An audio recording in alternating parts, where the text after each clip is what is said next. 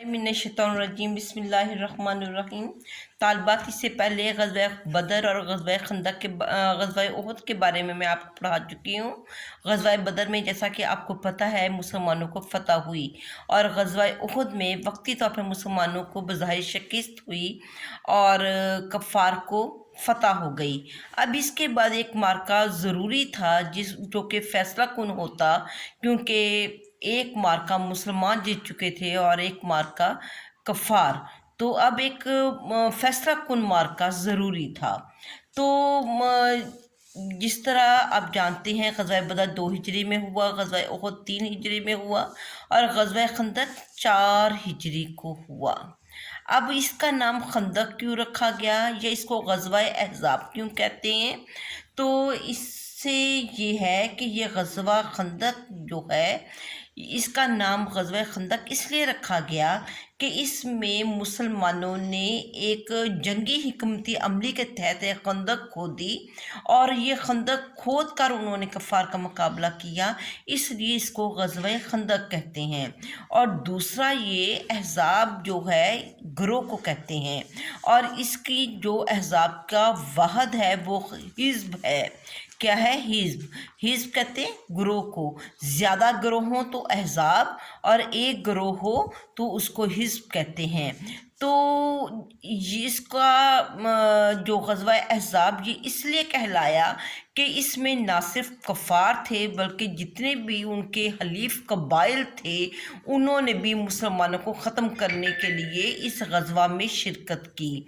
तो इसलिए इस ग़ज़वा को ग़ज़वा अहज़ाब भी कहते हैं। तो ये जो जंग थी ये 5 हिजरी में लड़ी गई। कब? 5 हिजरी में, शवाल 5 हिजरी में और 627 ईस्वी में। इसके असबाब क्या थे, क्यों ये जंग लड़ी गई? सबसे पहला सबब यही था इस्लाम दुश्मनी। इस्लाम दुश्मनी में हम देखते हैं कि अरब जो है ये गाहे बगाहे तो मुसलमानों के साथ कोई ना कोई पंगा लेता था कि जो कुरैश थे उनको मुसलमानों से बड़ी दुश्मनी थी। इसकी बहुत सारी वजूहात मैंने ये ग़ज़वा बदर में बताई, ग़ज़वा उहद में बताई, और वही इस्लाम दुश्मनी जो थी ये सबसे बड़ी वजह थी। ये मुसलमानों को नहीं चाहते थे कि इस्लाम फैले या इस्लाम जो है लोग जो हैं वो इस्लाम कबूल करें। इस वजह से इस्लाम को ख़त्म करने के लिए उन्होंने ये ग़ज़वा जो है इसकी बुनियाद रखी। तो वो एक इस्लाम को एक क़ुव्वत बनता हुआ नहीं दे सकते थे, और इस वजह से तमाम जितनी भी इस्लाम दुश्मन कुव्वतें थीं वो इकट्ठी हो गई और उन्होंने कोशिश की कि इस्लाम को जड़ से उखाड़ फेंकें। तो सबसे पहली पहला सबब जो है वो इस्लाम दुश्मनी। उसके बाद ये है कि ग़ज़वा उहद जो है ये इनकम्प्लीट था, पूरा ये कंप्लीट नहीं हुआ था। जब नबी करीम सल्लल्लाहु अलैहि वसल्लम ने अबू सुफियान का पीछा किया तो अबू सुफियान जो था वो भाग गया था। जब मुसलमानों ने उसका पीछा किया वो चला गया था। तो एक फ़ैसला कुन जंग नहीं हुई थी जिसमें हम कहें कि फ़लाँ को शिकस्त हुई, फ़लाँ को फ़तह हुई। तो अब यूँ समझें कि ये उसी उहद की जंग को मुकम्मल करने के लिए ग़ज़वा खंदक लड़ी गई। तो अब देखें कि ग़ज़वा उहद में मुसलमानों की तादाद 700 थी, लेकिन ग़ज़वा खंदक में मुसलमानों की तादाद 1600 हो गई। इसका मतलब ये है कि ग़ज़वा उहद में मुसलमानों ने शिकस्त के बावजूद इस्लाम ने जो है तरक्की की, इस्लाम फैला, और बेशक मुसलमानों को भारी नुकसान उठाना पड़ा था, लेकिन इसके बावजूद जो है इस्लाम को फैलने से वो रोक नहीं सके। और यूँ ग़ज़वा उहद को मंतकी नतीजे तक पहुँचाने के लिए उन लोगों ने ग़ज़वा खंदक लड़ी। फिर हम देखते हैं यहूद की मदीना बदरी। یہود جو مدینے میں کافی تعداد میں رہتے تھے، ان کی مدینہ بدری یعنی مدینہ سے ان کو نکال دیا گیا۔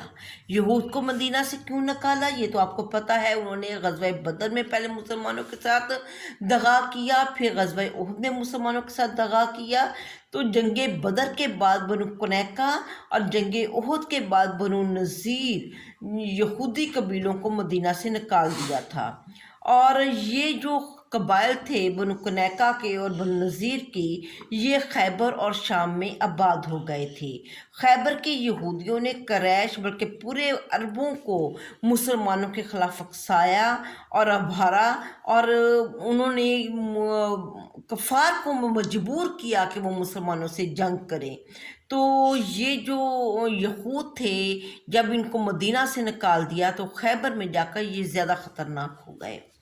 تو اب اس کے ساتھ ساتھ قبائل جو تھے، عرب قبائل تھے جو کہ قریش مکہ کے حلیف تھے، ان کا جذبہ، قبائل کا جذبہ انتقام،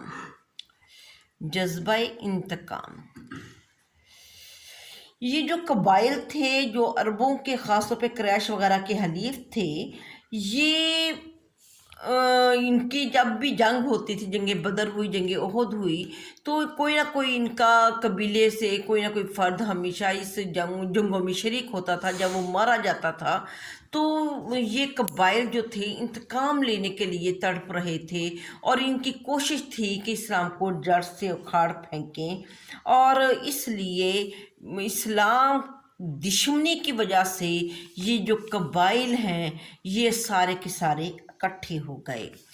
اور پھر ہے معاشی بدحالی، یہ جو خطرہ تھا معاشی بدحالی کا، غزوہ بدر میں بھی موجود تھا، غزوہ احد میں بھی موجود تھا، اور غزوہ خندق کا ایک سبب بھی یہی معاشی بدحالی تھی کہ کفار مکہ کو یہ خوف تھا کہ اگر مسلمان ایک قوت بن گئے تو یہ ہمارے لیے تجارتی شاہراہ کو بند کر دیں گے، اور ان کی تجارت بالکل ختم ہو جائے گی، اور وہ بھوکوں مر جائیں گے۔ اپنی اس معاشی بدحالی کو وہ دیکھتے ہوئے انہوں نے غزوہ خندق لڑی۔ اس کے بعد ہم دیکھتے ہیں کہ بدر میں نہ آنے کی بدنامی، قریش نے جنگ احد کے موقع پر چیلنج دیا تھا کہ وہ بدر میں اگلے سال آئیں گے، اور اس قسم کا وہ مطلب اپنا جو عہد کو نبھانے کے لیے ابو سفیان آیا، اور اس نے ایک مسلمان کو شہید کیا اور چراگاہ کو نقصان پہنچا کر وہ واپس چلا گیا۔ مسلمانوں نے تعاقب کیا لیکن اس کو مقابلے کی ہمت نہ ہوئی، وہ فرار ہو گیا۔ تو یہ بھی ایک وجہ تھی کہ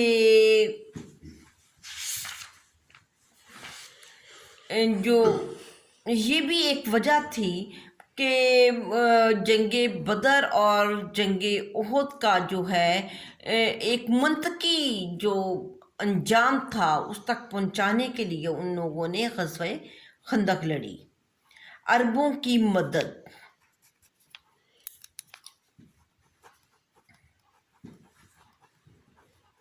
اس جنگ میں حجاز کے تقریباً تمام عرب قبائل، چاہے وہ قبیلہ بنو غطفان ہو، بنو سلیم ہو، یہود ہو، خزاع ہو، انہوں نے قریش کی مدد کی تھی، اور ان سب لوگوں کی مدد سے قریش نے 10,000 کا لشکر تیار کر لیا، اور یہ جو لشکر تھا یہ مسلمانوں کے مقابلے میں بہت زیادہ تھا۔ مسلمانوں کی تعداد یہی 2,000 کے قریب تھی، اور ان کا لشکر 10,000 پر مشتمل تھا۔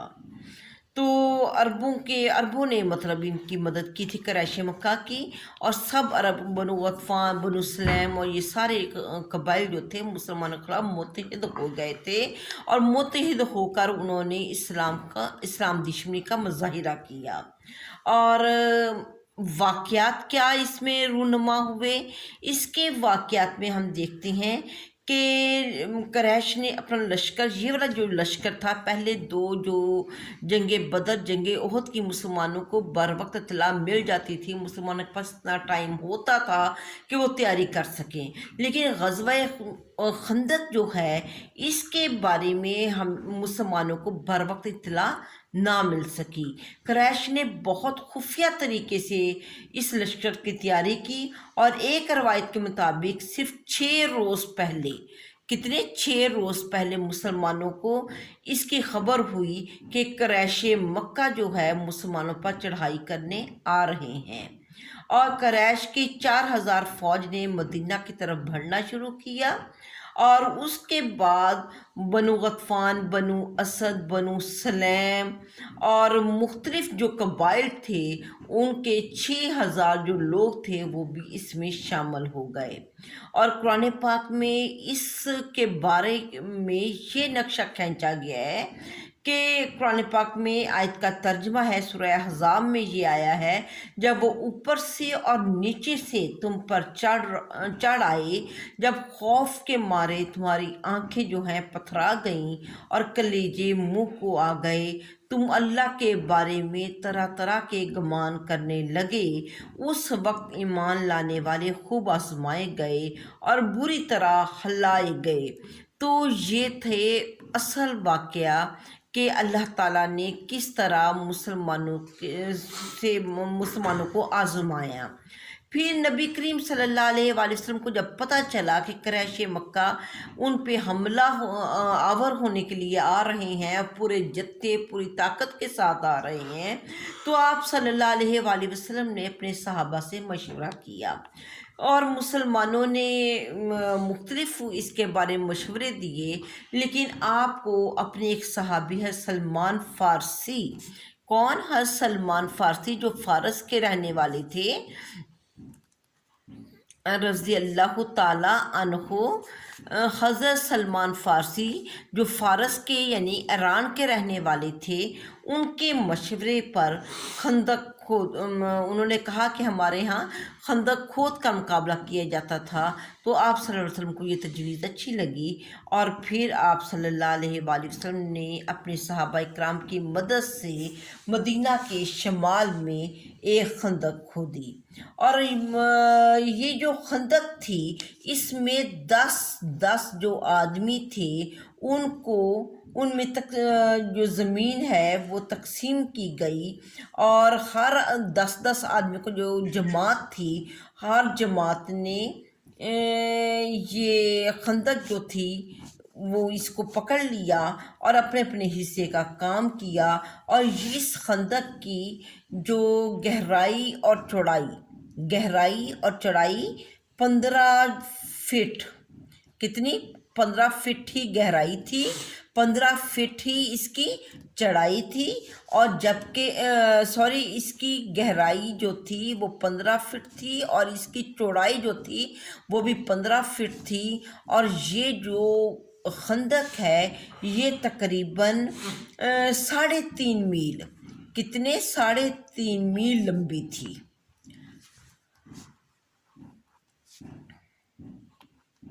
3.5 میل لمبی تھی، 15 فٹ اس کی چوڑائی تھی، 15 فٹ ہی گہرائی تھی، 3.5 میل لمبی تھی، اور یہ تمام کام 6 روز میں 3000 مسلمانوں نے، کتنے روز میں 6 روز میں 3000 مسلمانوں نے کیا، اور یہ جو خندق تھی جو کھودی گئی مدینہ کے شمال میں کھودی گئی، اور یہ اپنی مسلمانوں کی جوان مردی اور مسلمانوں کے عزم اور حوصلے کی ایک زندہ مثال ہے، یہ ایک ناممکن کام تھا جو مسلمانوں نے ممکن کر ڈالا۔ اور جب خندق کھودی جا رہی تھی ایک جگہ سخت چٹان آ گئی، صحابہ اکرام اس کو توڑنے میں ناکام ہو گئے، آپ صلی اللہ علیہ وآلہ وسلم نے کدال لی، چٹان پر ماری اور اللہ فرمایا اللہ اکبر، مجھے ملک شام کی کنجیاں دے دی گئیں۔ دوسری ضرب لگائی تو فرمایا مجھے فارس دے دیا گیا، واللہ میں اس وقت اس کا سفید محل دیکھ رہا ہوں۔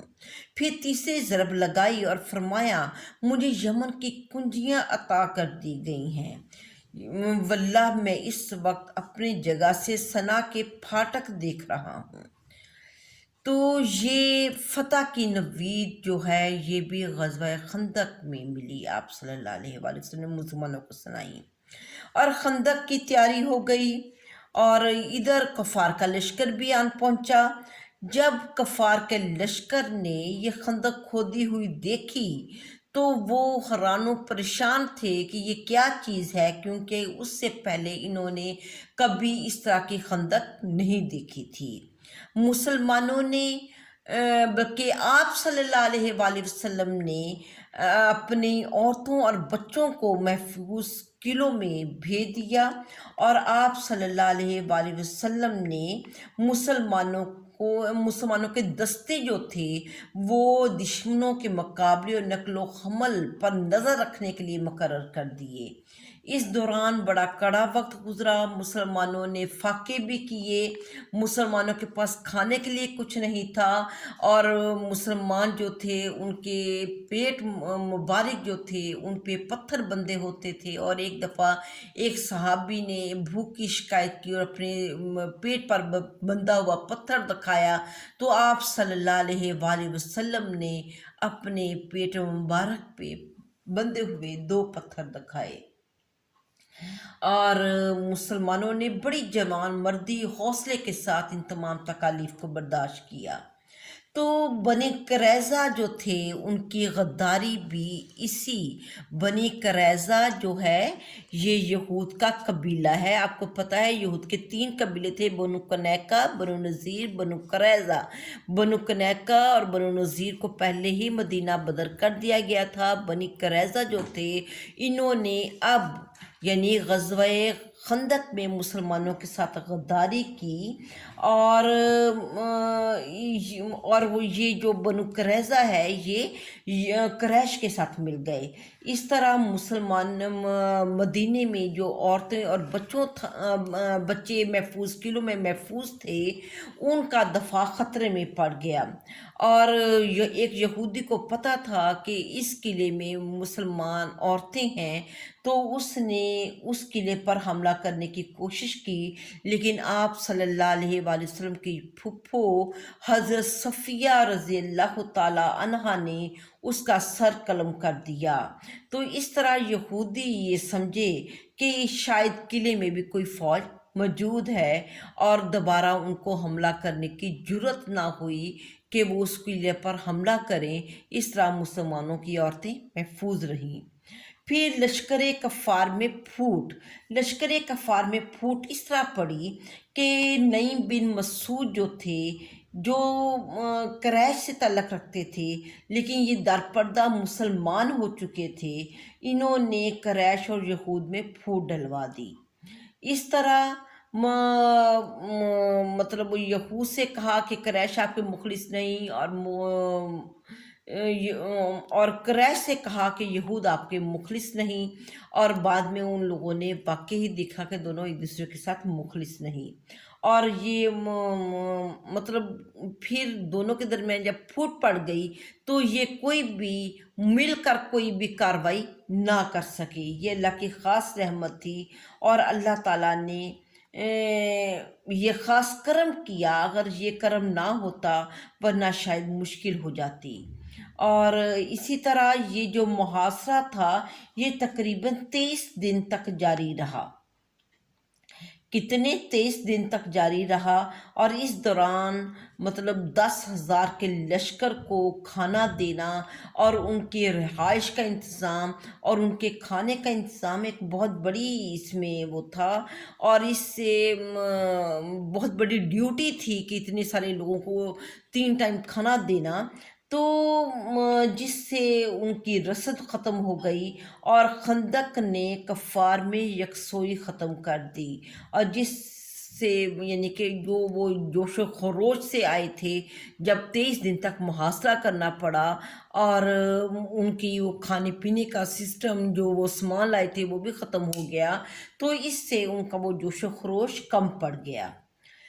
پھر قریش محاصرہ کی طوالت سے تنگ آ چکے تھے، اس لیے انہوں نے ایک زوردار حملے کا فیصلہ کیا اور جس جگہ سے خندق کم چوڑی تھی اور اس جگہ سے اس کو عبور کرنے کی کوشش کی۔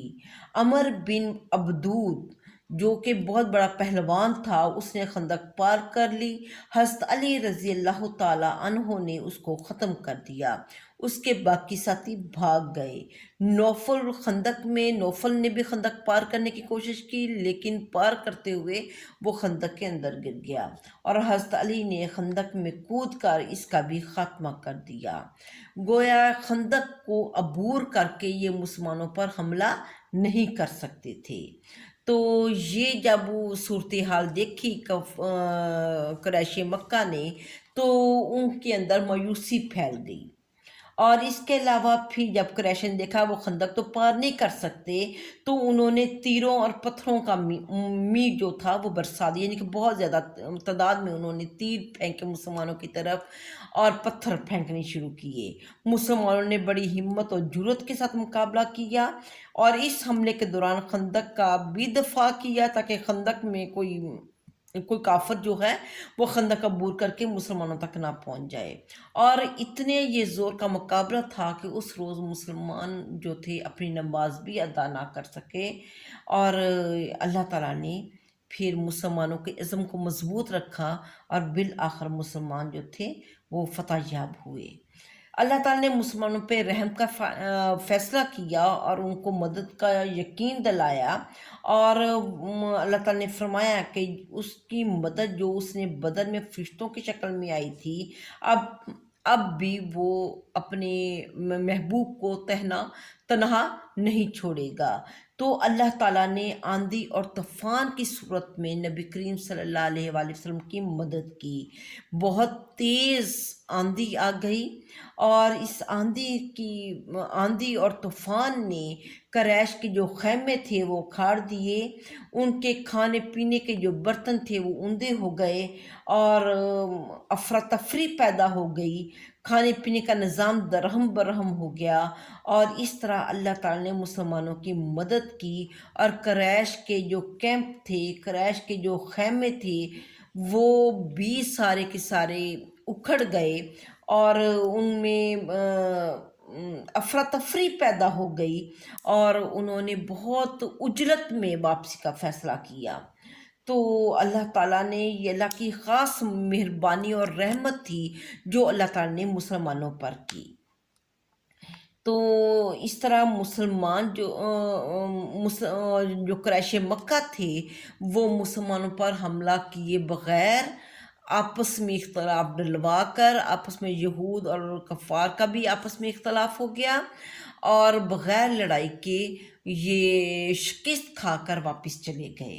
تو یوں مسلمانوں کو فتح یابی ہوئی۔ اور اس جنگ کے نتائج کیا ہوئے؟ اس جنگ کے جو نتیجہ ہے، اس جنگ سے مسلمانوں کو واضح فتح مل گئی۔ اب مسلمانوں نے 2 جنگیں جیت لی تھیں۔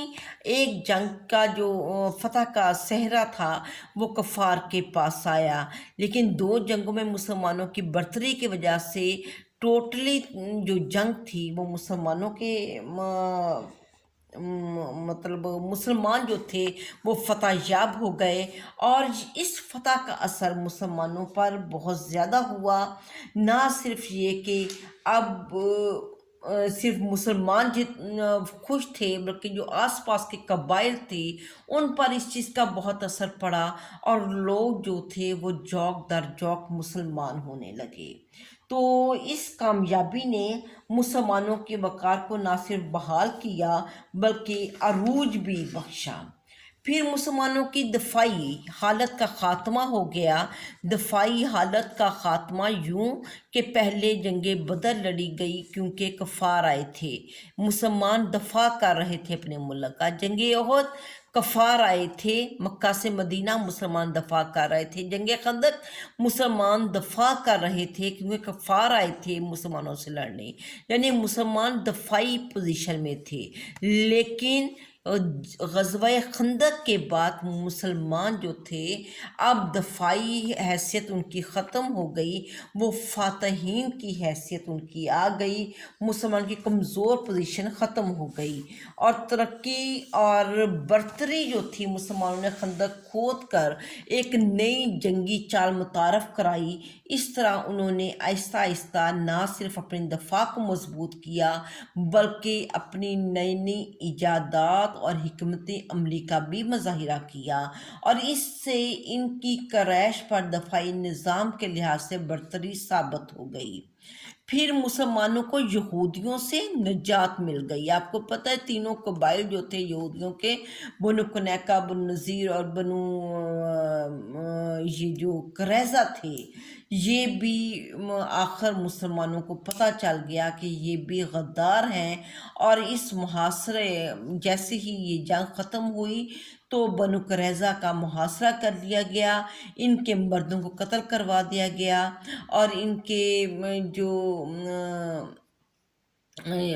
जो सामान था वो मुसलमानों का माल गनीमत बन गया और इस तरह आस्तीन के आखिरी सांप से भी मुसलमान महफूज हो गए क्योंकि इनकी वजह से मुसलमानों की सरगर्मियाँ खुफिया नहीं रह सकती थीं। तो ये अल्लाह ताला का ख़ास करम था कि यहूदियों से मुसलमानों को निजात मिल गई और यहूदी जो थे मदीना के यहूदियों की वजह से मदीना का दफ़ा जो है मजबूत नहीं था, लेकिन अब मुसलमानों का दफ़ा जो है मदीना का वो मजबूत कर सकते थे। कफ़ार की जहरियत का ख़ात्मा हो गया और अब वो 3 दफ़ा मुसलमानों की जहरियत और मुसलमानों का दफ़ा कमज़ोर करने के लिए आए, लेकिन अब वो दोबारा इस पोजीशन में नहीं थे कि दोबारा आए, तो कुरैश की जो जहरियत का ख़ात्मा हो गया और इसी चीज़ ने इस्लाम को कामयाब किया।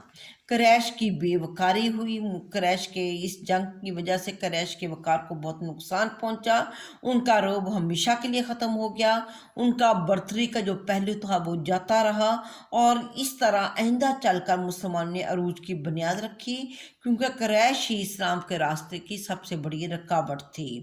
अब इस्लाम एक बैनुल अक़वामी क़ुव्वत बन गया। इस्लाम ने ना सिर्फ अरब में बल्कि गैर अरब कौमों को भी इस जंग के बाद इस्लाम की तरफ बुलाया और बहुत सारे ममालिक, बहुत सारे लोगों को इस्लाम की दावत दी गई। यूँ इस्लाम एक बैनुल अक़वामी क़ुव्वत बन गया और अब जो है कफ़ारी अरब की जो इक़्तिसादी बदहाली इस जंग के बाद ज़्यादा हो गई और अशात इस्लाम पहले बता चुकी हूँ कि इस्लाम एक बैनुल अक़वामी क़ुव्वत बन गया, तो ये अशात इस्लाम बहुत सारे लोग मुसलमान हुए। तो ये थे इस जंग के नताइज और अब आपने इसमें से आपको शॉर्ट क्वेश्चन काफ़ी आ सकते हैं, आपने इसके लॉन्ग क्वेश्चन भी करने हैं और शॉर्ट क्वेश्चन भी करने हैं। ठीक है, ओके, अल्लाह हाफिज़।